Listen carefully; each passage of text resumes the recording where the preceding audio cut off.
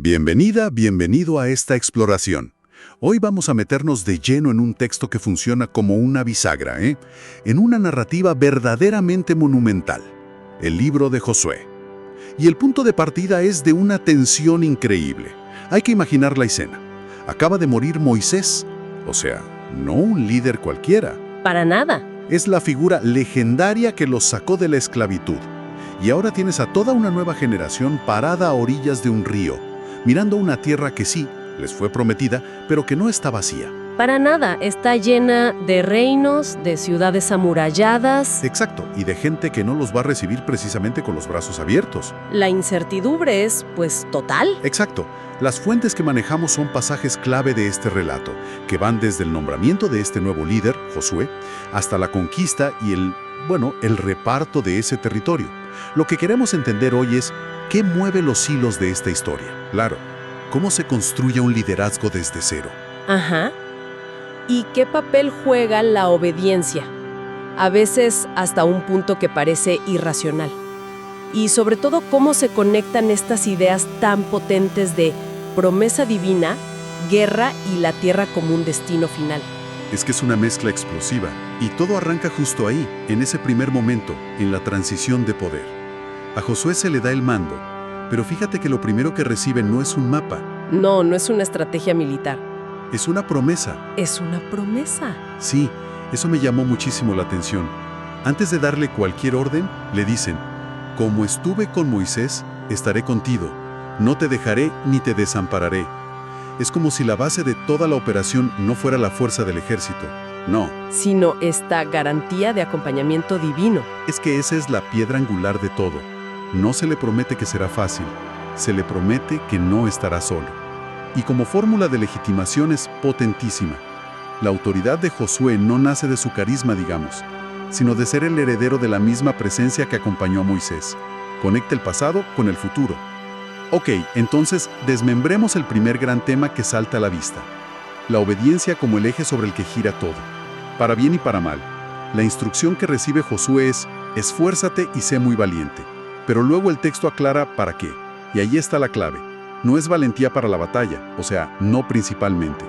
No, es valentía para cuidar de hacer conforme a toda la ley. La instrucción más importante es meditar en ese libro día y noche. Se crea una conexión de causa y efecto casi matemática. Si obedeces al pie de la letra, todo te saldrá bien. Harás prosperar tu camino y todo te saldrá bien. La obediencia es la estrategia. Y el relato nos lo muestra de una forma casi cinematográfica, con dos batallas seguidas que son la cara y la cruz de esta idea: Jericó y Jai. Empecemos por Jericó, una fortaleza que parecía inexpugnable. La estrategia para tomarla, desafía toda lógica militar. Totalmente. No hay un plan de asedio, no hay máquinas de guerra, nada. La estrategia es, en esencia, un ritual. Una procesión. Una procesión. Marchar alrededor de la ciudad una vez al día, 6 días, en silencio. Y el séptimo día, dar 7 vueltas, tocar unos cuernos y que todo el mundo grite. Desde un punto de vista militar, es un suicidio. Estás desfilando delante de tus enemigos. Haber visto desde hoy, esto es una leyenda pura. ¿Qué es lo que nos está queriendo decir el texto con una victoria que desafía las leyes de la física? Es un mensaje de que la fe es más poderosa que cualquier muralla. Exactamente, y es una forma de despojar al pueblo de cualquier orgullo. La victoria no es suya. No pueden decir nuestros ingenieros o nuestros soldados. No, la victoria es un regalo que responde a una obediencia ciega. Los muros caen y el triunfo es absoluto. Pero justo aquí, cuando están en la cima del mundo, la narrativa da un giro de 180 grados. Y aquí es donde la cosa se pone de verdad interesante. O sea, pasan de esa victoria espectacular a una derrota humillante y totalmente inesperada, en un pueblito llamado Jai. Sus espías dicen que es pan comido. Claro, con 2 o 3 mil hombres sobra. Y no solo los derrotan, sino que huyen y pierden gente. El texto dice que el corazón del pueblo vino a ser como agua. ¿Cómo es posible un cambio tan drástico? La narrativa es brillante en esto. Te da esta victoria imposible en Jericó, para que te confíes, y justo después te estrella contra el muro en Jai. No es casualidad. El autor te está gritando que la clave no es el poder militar, sino otra cosa. Y la razón de la derrota es brutalmente clara. La desobediencia. La desobediencia de una sola persona. Un tipo llamado Acán, ¿verdad? Se le había ordenado a todos que el botín de Jericó era anatema, o sea, consagrado a Dios o para ser destruido. Pero él se guardó unas cosas. Un manto, algo de plata y oro. Y aquí viene lo más fuerte. Cuando Dios le habla a Josué, no dice Acán ha pecado. No. La frase es Israel ha pecado. Un momento. ¿Eso significa que la culpa de un solo hombre recae sobre todos? Ese concepto de responsabilidad colectiva es muy duro. Pero es un concepto central en esta parte de la narrativa. El acto secreto de un individuo contamina a toda la comunidad y provoca que la presencia divina, que era la garantía de la victoria, se retire. ¡Se va! La condición es explícita. Ni estaré más con vosotros si no destruyereis el anatema. La comunidad entera sufre las consecuencias. Y la única forma de restaurar el pacto es purgar ese pecado, lo que lleva a la ejecución pública de Acán y toda su familia. Es una escena terrible, terrible. Pero subraya de forma dramática que la obediencia no es un asunto individual, es un compromiso comunitario, de vida o muerte. Exacto. Pero me llama la atención que, incluso cuando obedecen, la victoria nunca se atribuye a su habilidad. Pienso en Jericó, en el cruce del Jordán. No son tácticas de guerra, son casi actos de fe. ¿Cómo se presenta la guerra en este relato? Has dado en el clavo. No se presenta como una conquista humana. Antes de la primera batalla ya hay una demostración de poder que funciona como un prólogo. El cruce del río Jordán. Ajá. El río está desbordado, en su punto más alto. Es una barrera infranqueable. Pero en cuanto los sacerdotes que llevan el arca meten los pies en el agua, la corriente se detiene y todo el pueblo cruza en seco.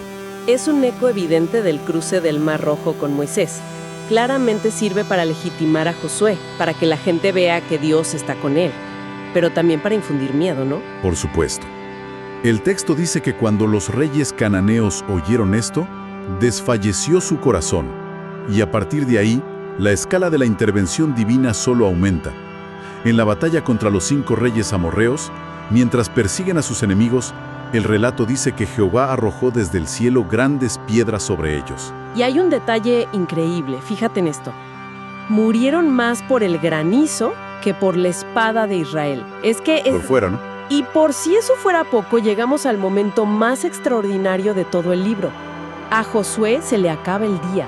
Necesita más luz para terminar la victoria.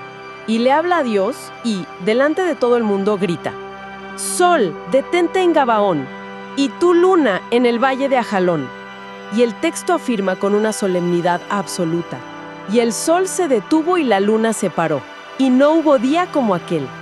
La conclusión teológica es explícita, porque Jehová peleaba por Israel. La guerra no es de ellos son solo los instrumentos.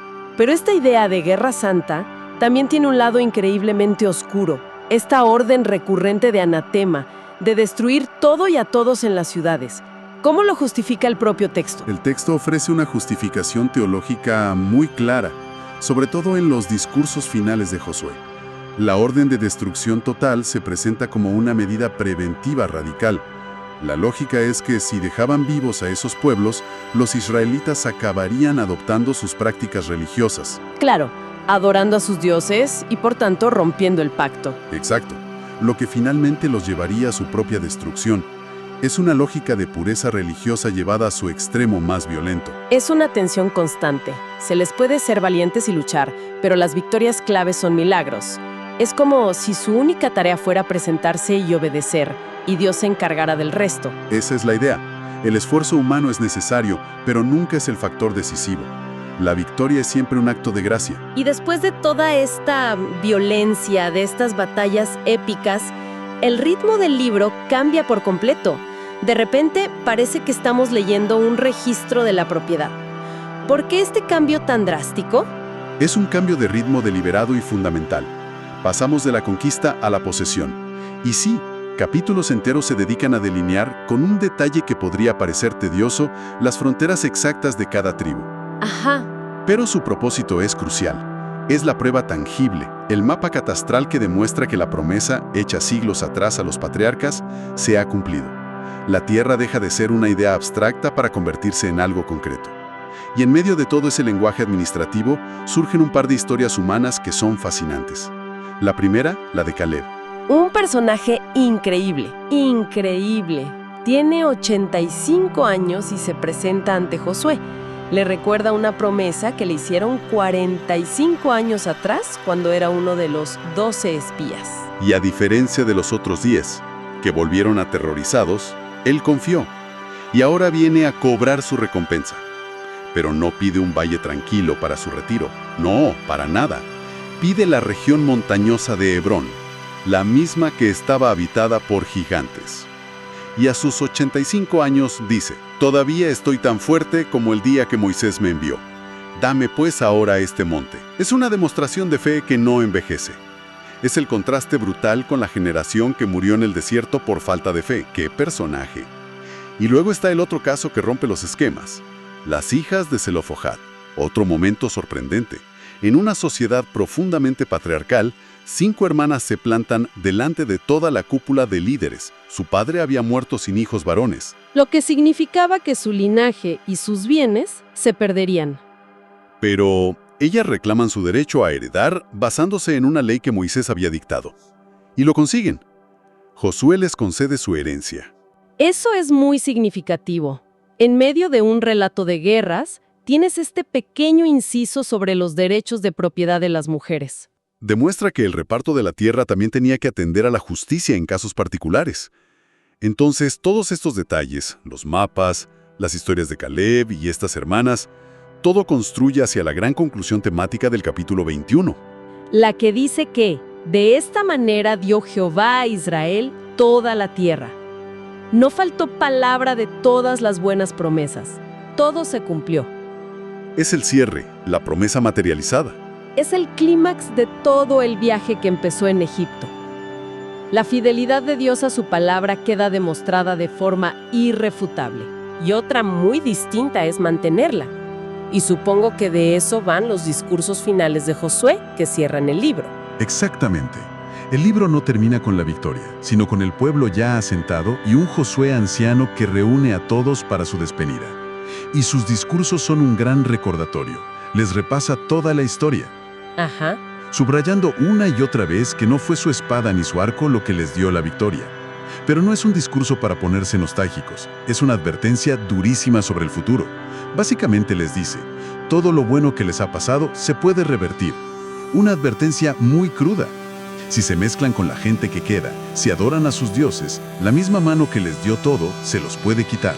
Y el punto culminante es cuando los pone contra la pared en el capítulo 24. Después de contarles de nuevo toda la historia, los confronta con una elección ineludible. Escogeos hoy a quien sirváis. Les da la libertad de elegir. No es una lealtad impuesta, es una decisión. Y ahí es cuando Josué pronuncia esa frase tan potente y personal. Pero yo y mi casa serviremos a Jehová. Es una declaración de principios que fuerza a todo el pueblo a posicionarse. Y la gente responde al unísono, comprometiéndose a seguir el pacto. Y con ese acto, el libro cierra el círculo de manera perfecta. Claro, comienza con un mandato de obediencia para un líder, Josué, y termina con toda la nación comprometiéndose a esa misma obediencia. La lección final es clara. La tierra se recibe por gracia, pero se conserva a través de la fidelidad. No es un cheque en blanco. Para nada. A ver, si hacemos un balance, tenemos un relato donde la fidelidad de Dios es la gran constante, el motor de la historia. Pero el destino del pueblo pende del hilo de su propia obediencia. Las victorias milagrosas y las derrotas humillantes se presentan como consecuencias directas. Así es. La narrativa construye un argumento muy sólido. Liderazgo, éxito militar, prosperidad, todo está conectado a la relación de la comunidad con su Dios. Y la tierra no es solo un trofeo de guerra. Se convierte en el escenario, el espacio físico donde ese pacto tiene que vivirse día a día. El libro termina con la muerte de Josué, y hay una frase final que resuena con un eco un poco agridulce. Dice que Israel sirvió a Dios durante toda la vida de Josué y de los ancianos de su generación, que sabían todas las obras que Jehová había hecho por Israel. Ujú. Y esto inevitablemente deja una pregunta flotando en el aire, ¿no? ¿Una pregunta fundamental? ¿Puede una generación transmitir su fe y su compromiso a la siguiente de forma eficaz? ¿O, por el contrario, está cada nueva generación destinada a olvidar las lecciones del pasado y a tener que volver a elegir por sí misma, enfrentándose a las mismas pruebas y quizás a las mismas dramáticas consecuencias? Dele like y suscríbase si le ha gustado. Comente amén si desea más videos así.